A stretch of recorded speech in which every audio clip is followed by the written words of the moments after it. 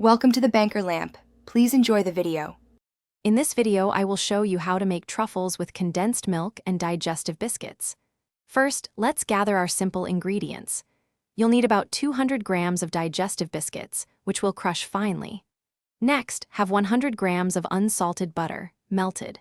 Finally, grab a can of sweetened condensed milk, typically 397 grams, and 50 grams of cocoa powder for that perfect finish. These few items are all you need to start this delicious journey.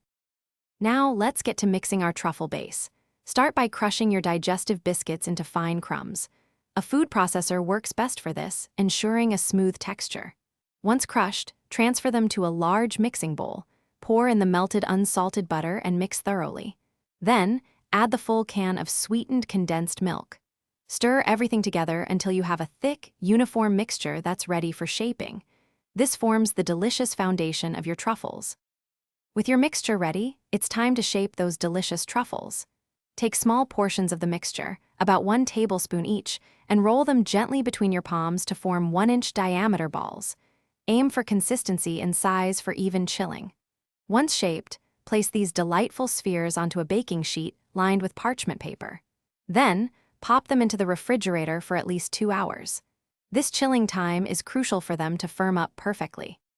Finally, the moment we've been waiting for, coating and enjoying your homemade truffles. Once thoroughly chilled and firm, gently roll each truffle in a shallow dish of cocoa powder until fully coated. This adds a beautiful finish and a touch of bitterness to balance the sweetness.